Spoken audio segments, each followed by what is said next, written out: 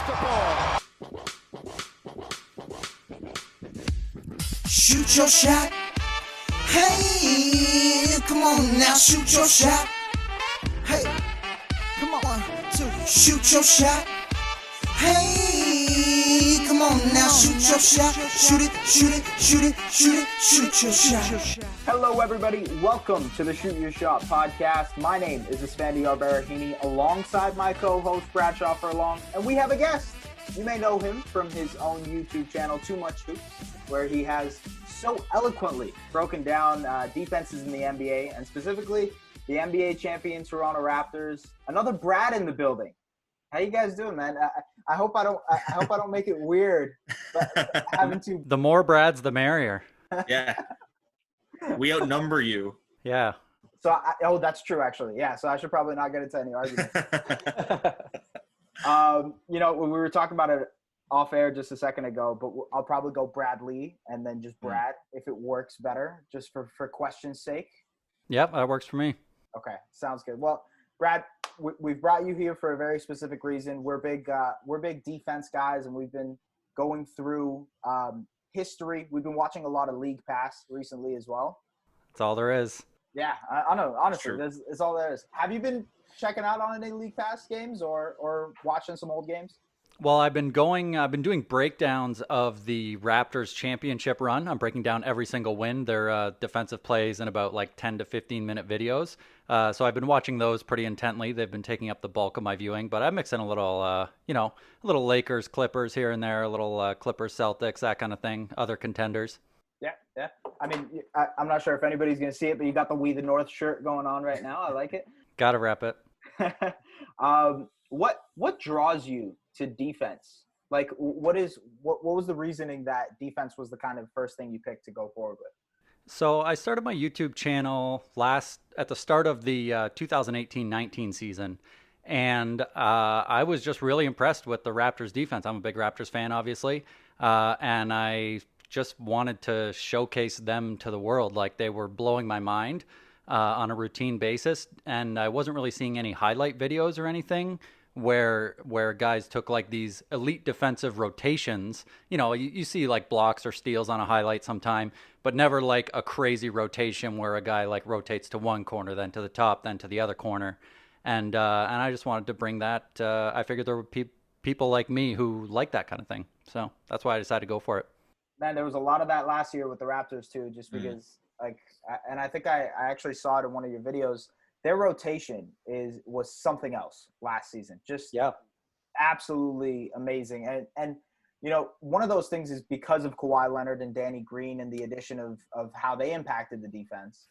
But me and Bradshaw always talk about what really defines what a good defender is, or even what defines a great defender, like what separates the two between it, right? There's this level of athleticism. There's this level of IQ that you're supposed to have. I wanted to ask you in general, what do you think differentiates a good defender versus potentially a great defender like Kawhi? So there's not one particular thing where it's like, once you got this, you're good to go. I sort of feel like as a defender, you have like a tool set. And if you have all of the tools, you are one of the best defenders in the league. And if you are missing one or two or three, maybe you're a good one. And if you're missing all of them, you suck. And so I think it's all about building that up. So in terms of my tools that go into the toolbox, my number one is going to be IQ. You have to be in the right spot. If you're not in the right spot, you're screwed, and your team is screwed. And also the other thing that IQ does is it's just like snap decision making. You need to know where you're going, like as soon as the offense does. Otherwise, that's how you get beat to the hole or whatever.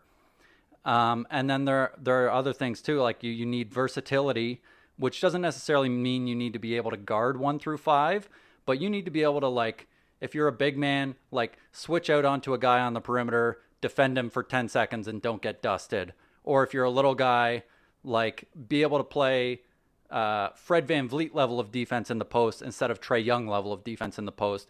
That's huge as well. So it's like a combination of strength, size, speed, foot speed, all those things, which brings me into athleticism. And strength is an absolutely huge one that I think a lot of people underrate. That's a big part of what makes somebody like Marc Gasol so good defensively, is that somebody like Giannis, for example, is used to plowing into a defender, bouncing off him, using that space that's created to get his shot up. Whereas if you're going at somebody like Gasol or a big guy like Bam Adebayo, maybe you don't get that sort of separation and you're not able to score as well. And then there are things, there's the actual skills that are involved in it, in terms of like getting up over screens. Do you have a good defensive stance? Do you know how to shade a guy one way or the other? That kind of thing. Or do you have good hands? And then effort is another one. Obviously, I'm sure you guys talk about that all the time, in terms of like you gotta want to play defense, because the offense sure wants to score. and then what I was gonna say is like, is effort the thing that differentiates a good between a great? Like, I mean, like if you look at like a guy like Steph versus a guy like Trae Young, right? Yeah. Trae Young doesn't even try. I think effort is part of it, but I also think a lot of it is like the skills that Steph Curry has developed over his time in the league, because when he was a rookie or second-year player, he wasn't as good of a defender as he is now.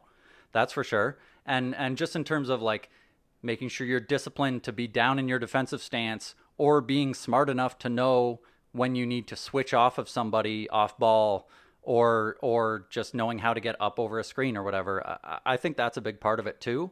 I also think like for those two guys specifically, Steph, I would say, has bulked up a lot in the last 3-4 years. Like he and Trae might have been the same size when Steph came into the league, but I would say they're not really anymore. So I think once Trae bulks up a little bit, if he dedicates himself to learning some of the skills and putting in a little more effort, I think that'll help him step his game up to a passable level. But that takes work, and not everybody puts it in. So being a stats, like being like between S and I'm more of the stats guy between the two of us. And one thing I've always found hard to kind of quantify in stats has been defense. With defense in particular, is there like a number you look at? I don't know if specifically if you're more of a stats guy, but is there something you put more weight into, like DBPM, win shares, the Raptor rating, or is it like is there one kind of overarching defensive stat you look at, or is it like a combination of a couple different ones? I usually end up doing a combination of a couple different ones. Plus, I also put a lot of stock into what I'm seeing when I'm watching. And I also put stock into, when you hear players talk in interviews about who's a good defender and that kind of thing too. That carries a lot of weight with me as well. In terms of ones that I tend to look at, defensive win shares are pretty nice, but that's a volume stat.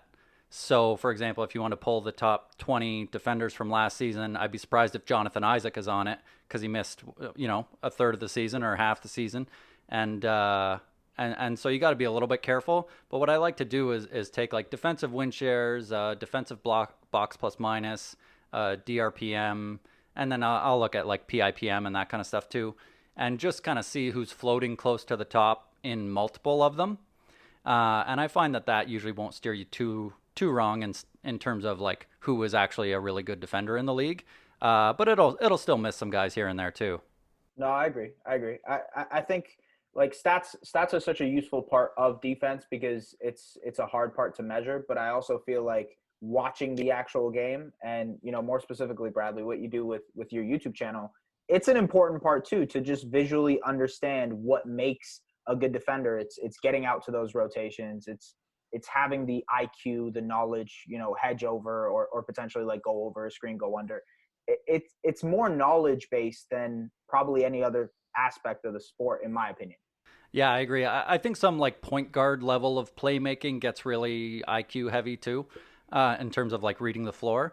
But defense for sure. And one of the other things that goes into it that people maybe don't think a ton about sometimes is when you like what kind of a scheme the team is playing. For example, on the Raptors, like I don't like using matchup data when I look at the Raptors, because their scheme is so rotation heavy that if a guy is getting an open shot, he's getting an open shot because somebody missed a rotation like 3 rotations ago. Yeah, and they'll literally switch on everything. Like they'll switch on pretty much everything.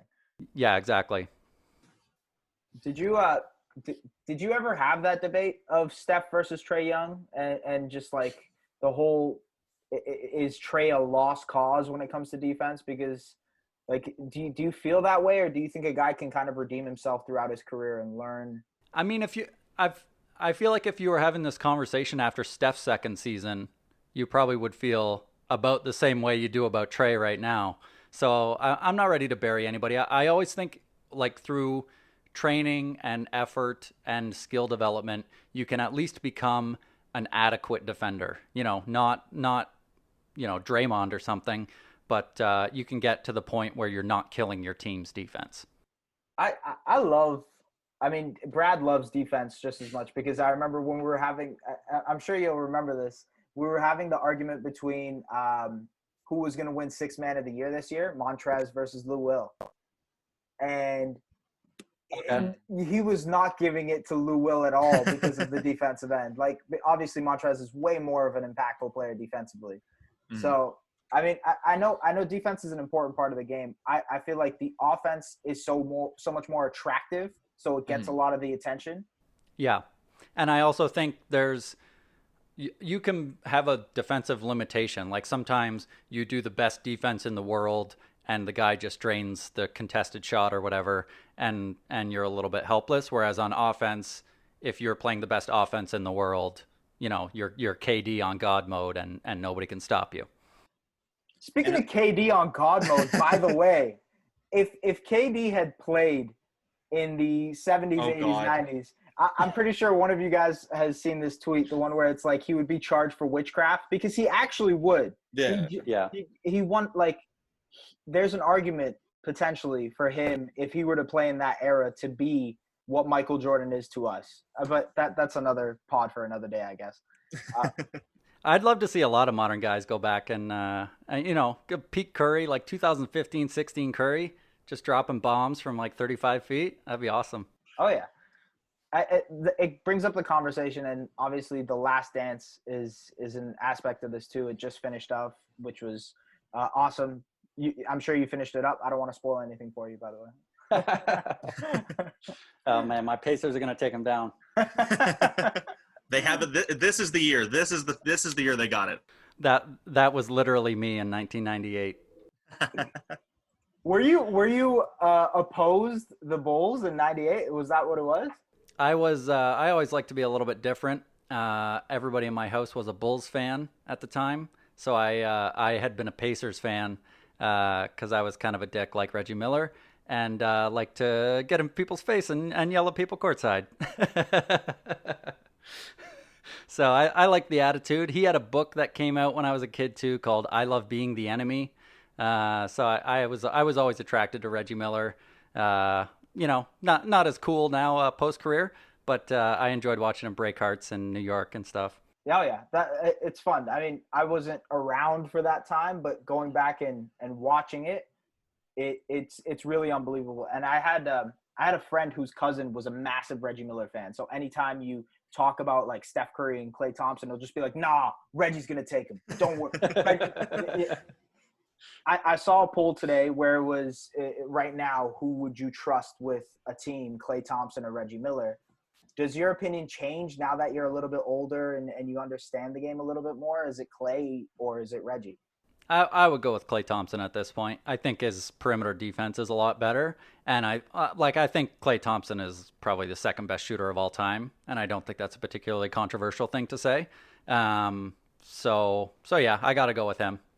The one area of concern with Klay is, like, can he be the number one option? We've seen Reggie be the number one option, but you're never going to know it until you see it, right? Well, and yeah. Could Reggie be the number one option? You know what I mean? Yeah, true. It's not like they won two rings. Yeah, that's true. So let's talk about the different eras. The whole idea that, there's this comparison between the 70s, the 80s, the 90s, and, defense is a huge aspect of that as well, just because of the rule changes that we've seen with hand checking, zones. I mean, I was watching an Oscar Robertson game in the 70s, which, by the way, we'll get into that. Oh, God. Well, no, I won't say it. I won't say it because I've been getting roasted for this, Brad. I said that I would potentially beat Oscar You Robertson. didn't say potentially. You didn't say potentially. Would potentially beat who? He said he would beat Oscar Robertson 1-on-1. Ooh, that is a tough prediction, and I don't know if I can co-sign that. It's just that I was watching the game, and this is supposed to be the 1971 NBA Finals or 1970, whichever year. 71, yeah, 71. Come on now. And oh man, it seemed so bad. It was so hard to get through it, right? But there is this element of the different eras and different rules that we've had. And if that makes, the 70s, 80s, 90s era better for defense, or does it make this era better where you have just better defenders, more athletic? The rules are more geared towards offenses, so it's harder to actually play defense. Which side of the fence are you on in that? Because I'm in the middle here with that as well. Yeah, it's a little bit tough. In general, I'm not a big fan of comparing between eras because there's just so many variables. Like even if you just look at the 3-point era, like in the 80s, nobody was shooting hardly any threes, and then in the 90s, that was like a revolutionary thing that you would shoot some threes. And even if you look at the Steve Nash Suns, they started bombing threes, and they still would be, I think, in the lower half of the league in terms of 3-point frequency.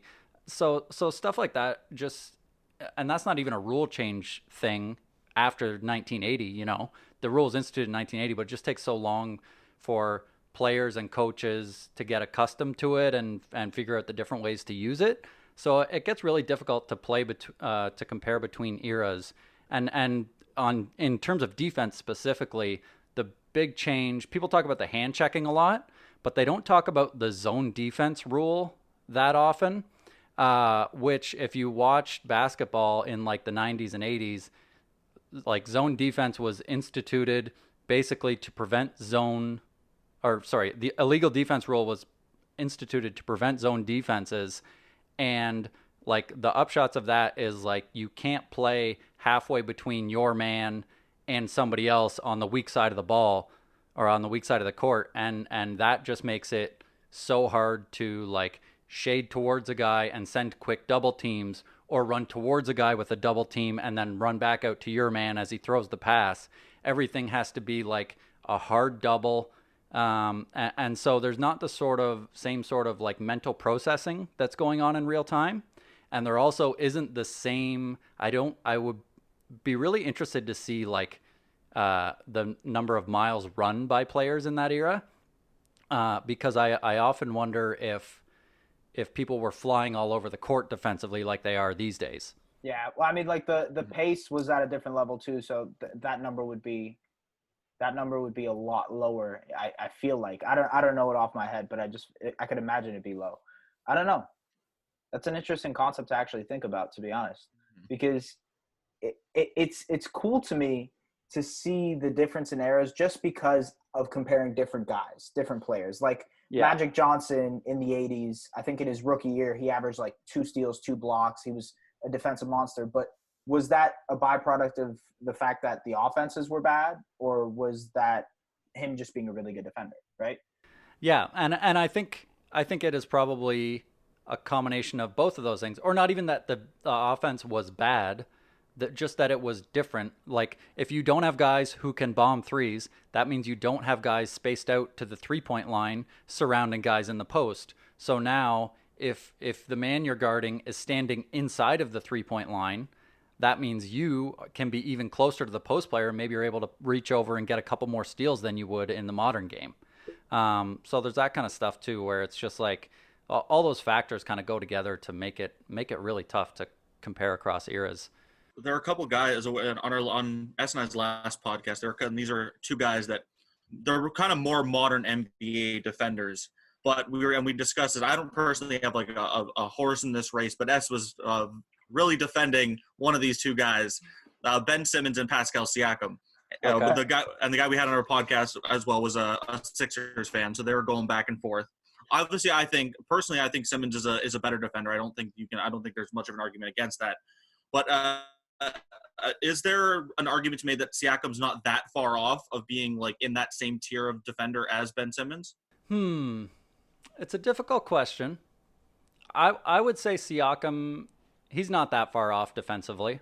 I still think I think Ben Simmons, to be very clear, I agree with you, Brad. Like, Ben Simmons is an all defense level player this season, and Pascal Siakam is an all NBA player, or maybe third team or just on the fringe, but he is not an all defense player this season. And they sort of have different roles. Simmons has a bit of a better body for it, I think. He's a little bit more built and has more length. Siakam has an incredible amount of agility, but maybe not quite as much strength. So I think I like Siakam a little bit more on the perimeter, but Simmons, rim protection, I would say is definitely a step up. And I would say Simmons is just one tier up in terms of defense overall. And once you take their whole games into consideration, I would say they're a lot closer to equal.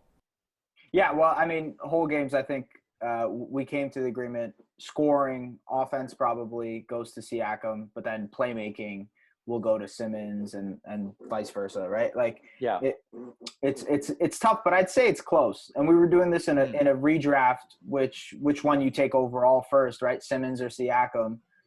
I don't know. I think maybe a year from now, maybe Simmons takes that another step up and he's in another stratosphere. So we'll definitely say Simmons. But right now, I would say it's a lot closer than we could imagine. Right now, I would take Siakam personally because, Ben Simmons just has a part of his game that can cause your offense to fall apart. And that's being able to completely ignore him when he's on the perimeter.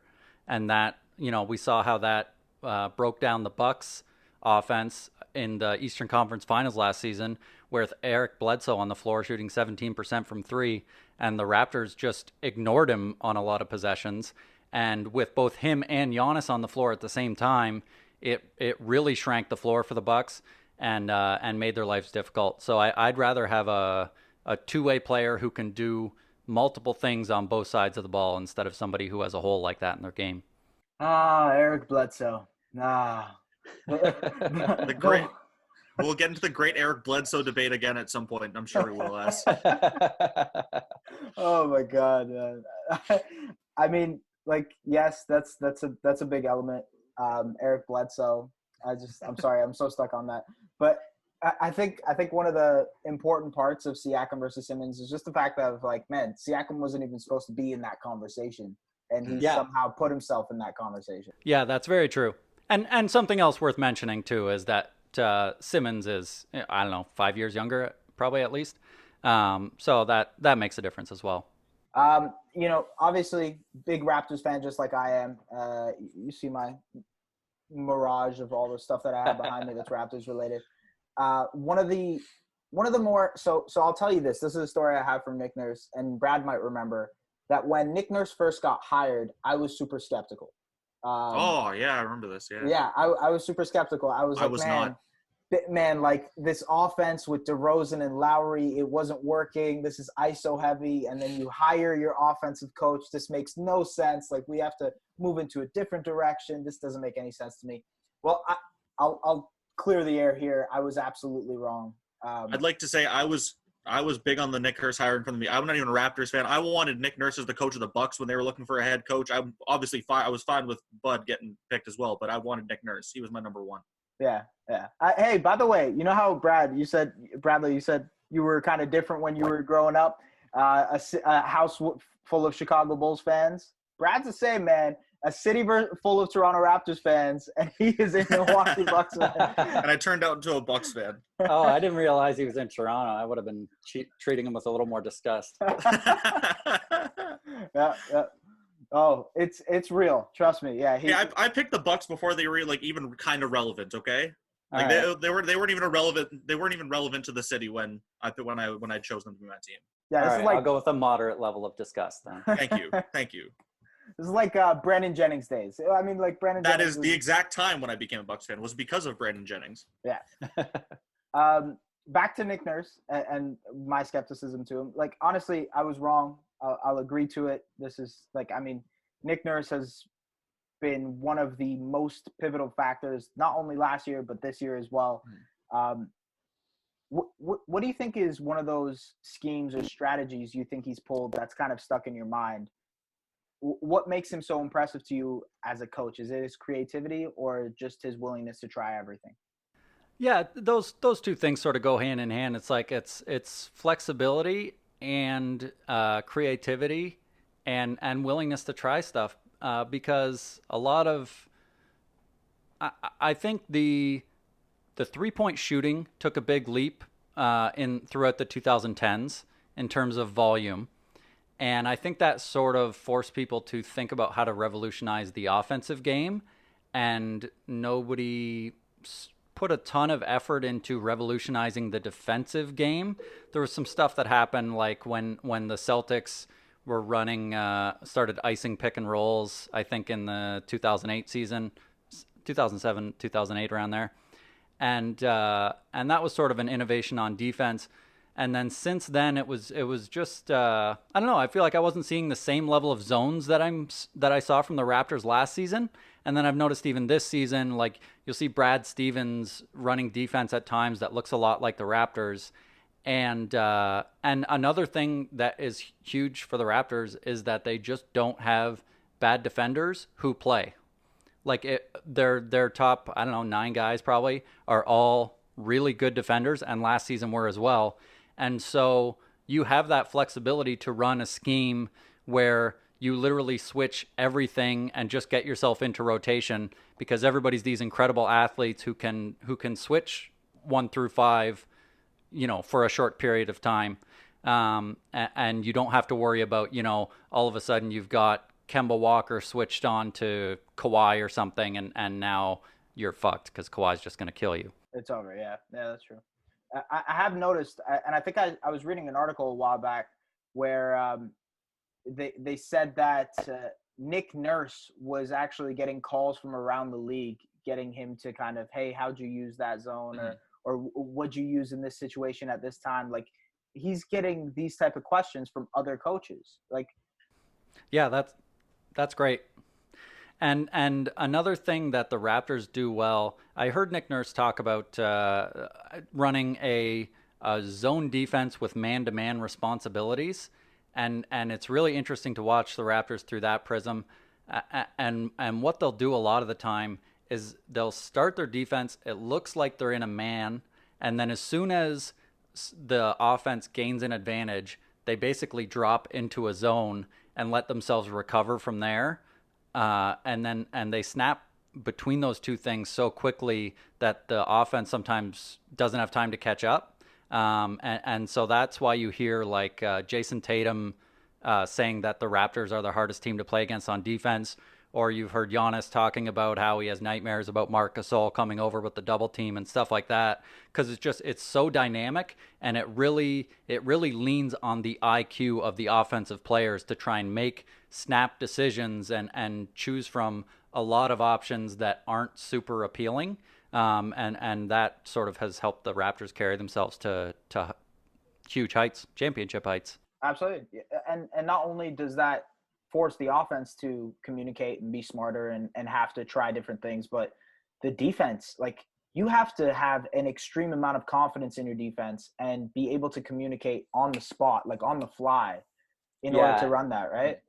Yeah, and as much as the communication, it's also like having that everybody is on the same page. They all have that same level of knowledge, and before they even talk, they know what they're going to do in general, and then you communicate if you need to change that. So it's really important to have everybody operating with a high IQ and being on the same page. And not every team has that luxury. Yeah, that's fair. If I don't mean to kind of put you on the spot, but do you have an idea of who your favorite all-time Raptors defense team is? Like, if you did a starting 5? I mean, it is mostly going to be people from the last 2 years. Yeah, you're not going to have Rasho Nesterovic in there. I get it. No, there were a lot of lean years in there. And I think the Raptors do have a lot of great defenders right now in general. Like they have Marc Gasol, who was an all defense level player. He's not like he can't jump through the roof or anything, but he has great feet, great agility, and then he's got that strength that I mentioned earlier as well. He can contest shots at the rim, that kind of thing.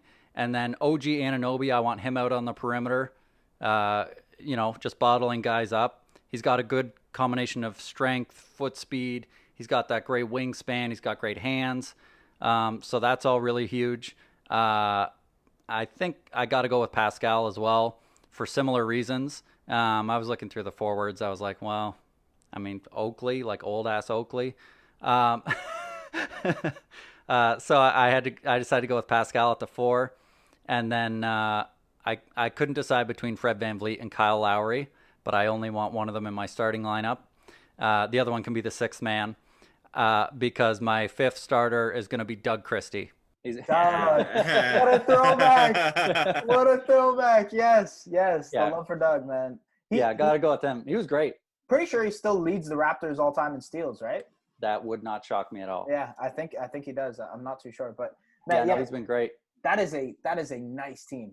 Like, yeah, I'm just a little surprised we don't have 39-year-old Akeem Olajuwon in that starting five. Come on now. Come on. If I get peak Olajuwon, I'll take it. No, it has to be 39-year-old Olajuwon or bust. That's it.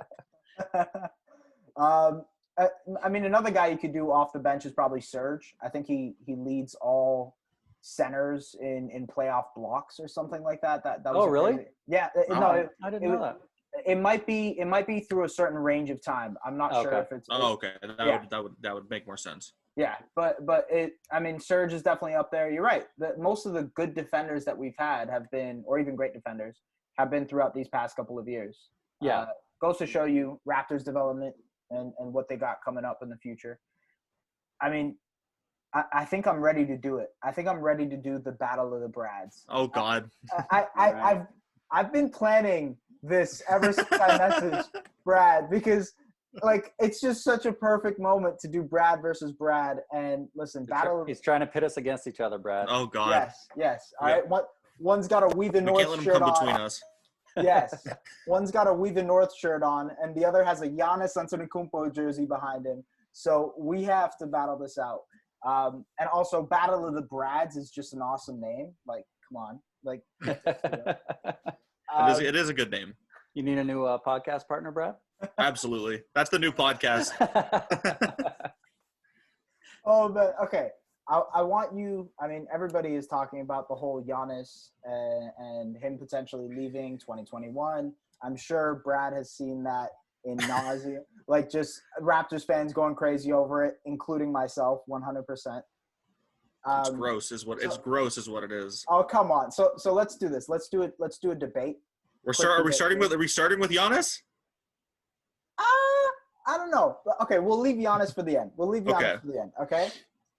We'll talk about this season, and I'll leave the floor open to both of you guys. You guys can pick whoever goes first.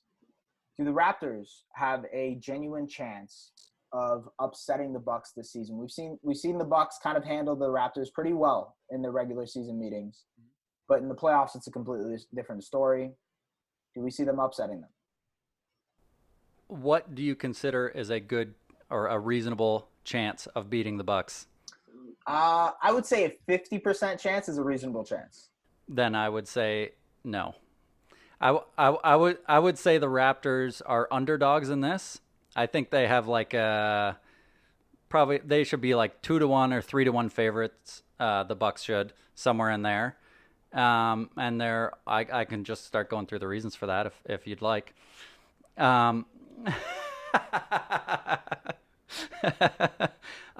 So one of them is like Giannis just got better. His shot is better. I think he's only shooting 30% from 3, but I think he shot 25% last season. Like that's better, undeniably. The Raptors have obviously they lost Kawhi Leonard and Danny Green, and those are big losses. And one of the underestimated parts of that loss is losing the size of Danny Green at the 2 spot. Because you swap him for Fred VanVleet, and now you just don't have that kind of length in terms of switches and in terms of getting out and contesting shots on that kind of thing. one of the things going in the Bucs' favor is that Bledsoe can't possibly be worse offensively than he was last season. It'd be hard. It would be very hard. It would be very hard.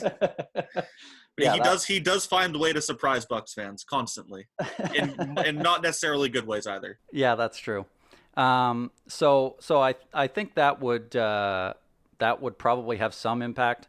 And then the other thing is that the Bucs, their defense is so much better this season. They look amazing. They really figured out how to optimize their scheme. And they've been destroying teams that, like, far and away head and shoulders above the rest of the league defensively. But one of the big things that I'm not sure about this season for the Bucs is how they are going to hold up in terms of defensive flexibility. So one of their biggest problems is they play that drop coverage in pick and roll, and that's great. They are absolutely monstrous with that defense. It's the best defense in the league. But I just don't know if you can play 5 out on offense and you have a big who can pick and pop. I think you might be able to disrupt that Bucs system. And I think once you get Brook Lopez moving, you are in trouble if you're the Bucs. I mean, Raps have a good chance of doing that 5-out system, though, because they have a guy like Marc Gasol, have a guy like Serge, can spread the floor. Both shooting 40% this year, BTW. Yeah. No, oh my God, Serge is having an awesome year, man. Serge is having an absolute awesome year. Like Mark, obviously the percentage, it's kind of wavering just because we haven't seen him play that much. Yeah, he's been in and out of the lineup so much with injuries. It's been a little bit difficult. But one of the things that gives the Bucs a little bit more of a chance is I think that Marvin Williams pickup at the trade deadline was sneakily underrated, because that allows them to throw Giannis at the 5, put Marvin Williams at the 4, and now those mobility problems aren't such a problem. And I think the Bucs are one of the teams that is really going to miss out on the last, 15, 16 games or whatever it was, just in terms of working him back into what they're trying to do. I think it would have been really nice for the Bucs to get those extra games, but you never know. I'll ask you this, and then we'll go on to the Giannis topic. Better coaching. We talked about Nick Nurse earlier. Bud, in his own right, is a phenomenal coach as well. Which one would you pick if you? I mean, I know who Bradshaw is going to pick because he picked Nick Nurse a couple of years ago. So already did, yeah. And that's without that's without knowing like how versatile and like creative he would be defensively. Like he didn't show that when he was an assistant. Like we saw the offense, but we never saw how creative he was defensively. Mm-hmm. So that would just make I love Bud, and I think he's like what Nick Nurse did for the Raptors and how he changed them. Bud has done that for the Bucs, and especially coming off of the heels of, in my mind, the worst coach in the NBA, Jason Kidd, at the time. I don't think there's much of an argument. I don't think there should be much of an argument. He was terrible. I hate him. So like my love for Bud is even more because it was coming off the heels of Jason Kidd, but what Nick Nurse does defensively, how creative he is defensively, like I think that just puts him like a little bit like a step above of Bud. So you'd go Nurse as well, eh, Brad? Yeah, I think so, because the versatility in terms of what kind of schemes he's willing to trot out there, and the other thing I like is the versatility that the Raptors roster has. I talked about that a little bit already, but in terms of just straight coaching, like Bud showed that he sort of got handcuffed a little bit last year by what Nurse was able to throw at him, and if you get beat 4 straight games in the playoffs by a team that is about as good as you, I don't really see how you can say you'd rather have that coach, because I mean watching Bledsoe and Giannis both at the top of the arc with the ball in one of their hands and the defenders just ignoring the one that's off ball as they like trade it back and forth, it was brutal, and I don't think that Bud moved quickly enough to shut that down last season. The way I like to look at it is, okay, if these guys were to swap teams randomly, right? If Nick Nurse were to become the coach of the Bucs and Coach Bud were to become the coach of the Raptors, I think the Raptors become worse and I think the Bucs become better. And it's hard to say how much better the Bucs can become because they're already so great, but I do feel like the Bucs could potentially be a little bit better just because of that creativity that you mentioned. That's literally the only reason. You guys can disagree with that, but that's just the way that I kind of process it in my head. Yeah. I just think one thing, but like I don't know how much worse the Raptors would be. It's just because I think Bud is the one thing Bud is really good at is finding something that fits what his team does. Like with the scheme they have on defense right now with Milwaukee, he plays that because he knows he has a guy like Brook Lopez wasn't a great rim protector before, but he's made him into a pretty good rim protector. And like he can scheme, he finds a scheme that works for the team he has. But he's like we've said, he's not willing to move away from that when things aren't working. Yeah. That 3-point shot is something that like the Bucs and just Bud systems in general rely on a lot. Yeah. Offensively, I don't know. Just my 2 cents in the whole thing. Giannis, let's do it. Let's do the conversation that everybody wants to talk about. Giannis Antetokounmpo. Obviously, Bradshaw, you probably think he's signing the Supermax this season. I'm probably going to disagree. No, I don't actually. I don't actually. I don't think he's signing a Supermax. Is it because of the cap? Yes. Well, yeah, that's the main thing. I think he's signing. I just don't think it's going to be a Supermax. I think he'll do like a 1+1 or maybe a 2+1 so he can like maximize his value. I'm just saying 1+1 still keeps him open for 2021. Just Wouldn't it be 2022? Yeah, you're right. Well, I mean, if it's a player option, then he could just opt out. He still, yeah. I don't know. Yeah. Okay. How about you, Bradley? What do you think? What are we thinking about the Giannis debate? I think Giannis will need a reason not to stay in Milwaukee. I think if they go and make the finals theoretically, if there is a this season, if they make the finals this season, I think he's there for life probably. I think if they don't make the finals this season, but they make it next season, he's probably there for good. I don't see how the Bucs, if he does decline, basically unless he says I'm leaving after this season, I don't see how the Bucs possibly let him go. Like you wouldn't trade him like he's Kawhi last season or whatever, because you saw what happened with Kawhi last season, and it's not like the rest of the Bucs team is a bunch of scrubs. They were the best team in the league this season, in my opinion.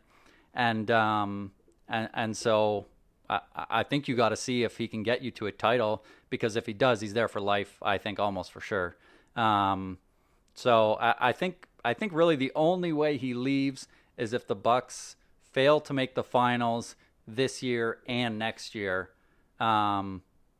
Which is a legitimate possibility. Like I think they would be favored to win every Eastern Conference series this season, but it wouldn't shock me necessarily if they lost a tough 7-game series to the Raptors or maybe even the Heat or the Sixers. I'm not sure.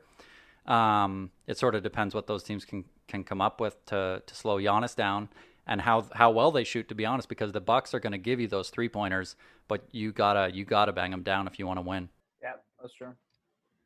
Bradshaw, are you more afraid of facing the Raptors in the playoffs or the Sixers? Because I know Sixers are built a little bit more. Raptors? Yeah? Yeah, absolutely. I'm not confident in the 76ers enough offensively that like they can get something done. Like what they did on Christmas Day, that they can do that 4 times in a row.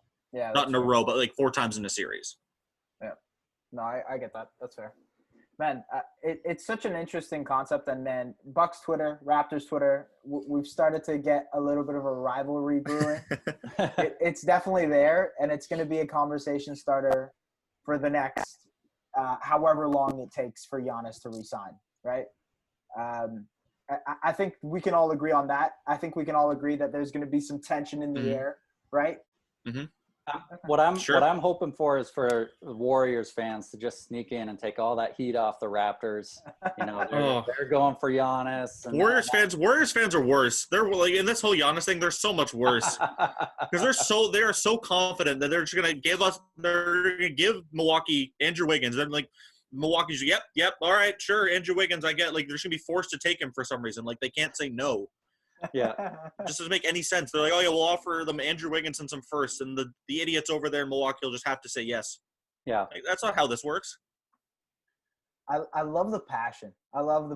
This is just. It's just so frustrating. It's just so frustrating seeing people who don't know what they're talking about, and all these rumors. Like like on Instagram, they like, oh, do you think this trade would happen? No, I don't, because it's dumb.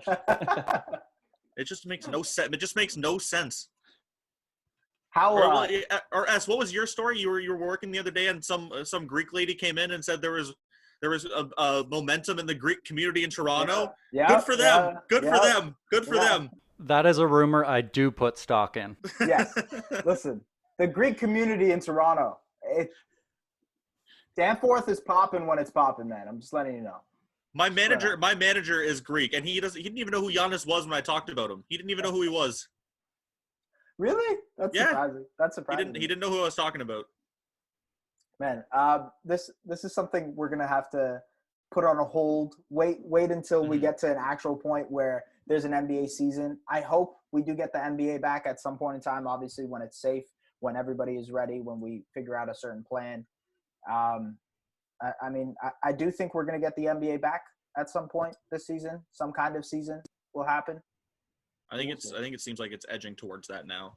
Yeah. Well, you saw what happened seems with like California, right? Yeah. And it seems like that's where things are going with like all the rumors that are coming out with like Adam Silver saying in 2 to 4 weeks we'll have a decision, and all the reports that like it seem to be like they're progressing towards that. It seems like it's going to happen at some point. Mm-hmm. Are we going to do a whole I'm hoping I can see a whole season breakdown for the defense of the Raptors soon, Brad. I have broken down the defense in every game that they've won this season, so check out my channel for that. All right, I got you. Well, by the way, if you want to just plug anything that you'd like to throw out there that's going to be dropping soon for you, go ahead. Sure. Check out my YouTube channel. It's youtube.com/toomuchhoops. There I do breakdowns of primarily the Raptors defense. If you're a Raptors fan, you'll love this. I also have broken down some games from other contenders this season, Lakers, Clippers, Celtics, that kind of thing. The Bucs a lot, if you're listening to this. The Bucs. I did see the Bucs stuff. I appreciated it. Oh, that's good. I'm glad I was able to reach you.